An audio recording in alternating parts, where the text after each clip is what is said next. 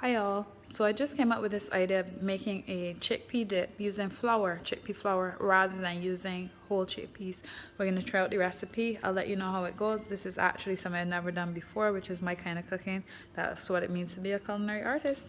Anyway, so have a look, and I hope you guys like this recipe. I hope I like this recipe, but I have a feeling that I will. So that's why I'm dedicating time to doing this. Chickpea flour can be useful to replace wheat flour sometimes to fry things with. It might be something that you might have in your house for different reasons. So it would be cool to have, you know, other things to do with it in case you've bought it already like I have. I'll show you everything now. So it so happens that I ended up liking MIS products, like for real, like I actually like them. So here's the MIS chickpea flour. The recipe on the back here has for chickpea soup. I don't know nothing about that. Anyway, so hit me up MIS. Anyway, we've got the MIS Cajun spice. That's the flavor I'm going with. That has a lot of nice little spices in it. A little bit hot too. Then I'm gonna put some cumin, also known as jeera. I've got 1 peppermint tea bag. This has dried peppermint in it, which I'll be using. Some granulated garlic, because the whole point is to do everything together. Some olive oil and some water. So the first thing I'm going to do is put the chickpea flour into the pot that I have here. I'm going to do 1 cup of chickpea flour. Okay, so I've got 1 cup of chickpea flour. I'm going to try 1/2 cup of water first. So yeah, that's about 1/2 cup of water in there. And I'm just going to be using, my whisk.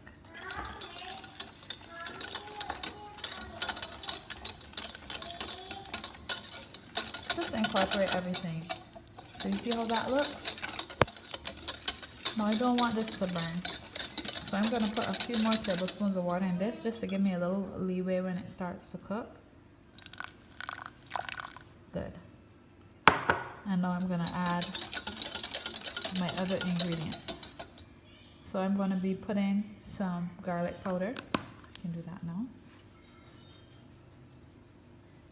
Let's say maybe about a teaspoon of garlic powder. Mix that up in there. Everything one hand because of the phone. Maybe a 1/2 teaspoon of the cumin. A 1/2 teaspoon of this Cajun spice.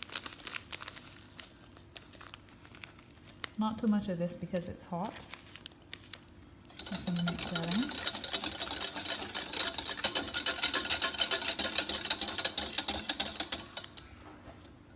Now I'm going to open my tea bag, put this in here, and I'll also put a little bit of salt and some fresh black pepper to taste.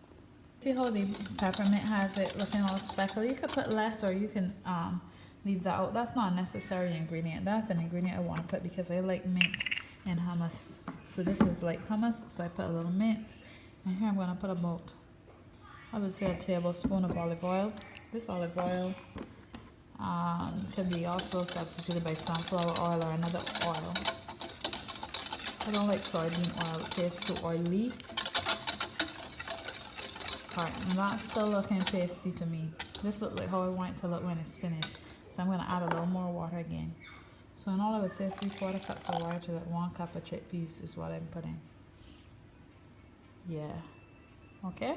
And we're just going to mix that up together and get it on the stove and do some more mixing. So we're going to do a low heat and keep mixing this with the whisk, and don't stop mixing.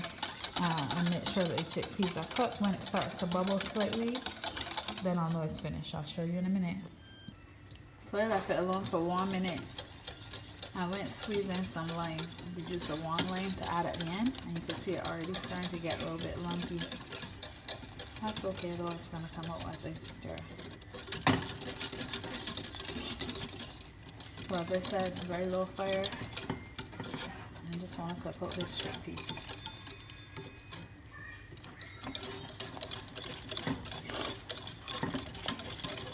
Sorry, I got a little cold here.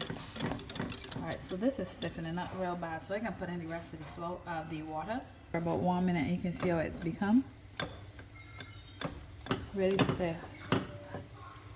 thing is actually finished. So it took me about 2 minutes to cook it out. Sorry, I have a cold. There we go, and I'm turning it off. So here's the consistency, and I'm just gonna let this cool down. Then when it's cool, I'll do whatever I want to it. So I'm gonna move it from the heat, set it one side to cool down. Okay, so I actually put a little piece in the freezer. It actually solidified. So I realized that this is just gonna be way too thick. So I added more water again, another half cup, and I'm gonna mix this again. You just want it to get to hummus consistency, so keep adding water as necessary. Okay, so this actually ended up being about 2 cups of water in order to get the hummus consistency. It's a lot of water, which means it's a good yield for the chickpeas. Now last but not least, I'm gonna add a little bit more oil and some fresh lime juice. I like the idea of adding the water after it's already cooked, like how I ended up doing it though, because when you do it that way, the water you add after can be cooler water to cool down the mixture. You don't want to add lime juice, fresh lime juice to anything hot, because then the flavor is going to be bitter. Lime juice is better put in at room temperature or cold liquids. So I put in the juice from 1 normal Belgian lime and another tablespoon or so of olive oil. I'm going to mix this. I'll plate it up, taste it, and let you know how it is. Okay, so it's actually quite yummy. It came out very well. You can see the consistency here. As I said, the mint has it dark, but you can omit that ingredient.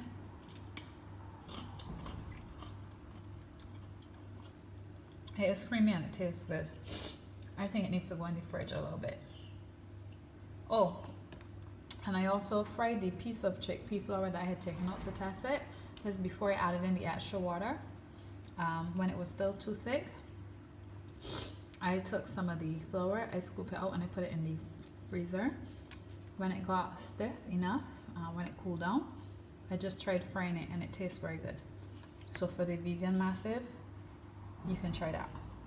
Have a good day. Bye bye.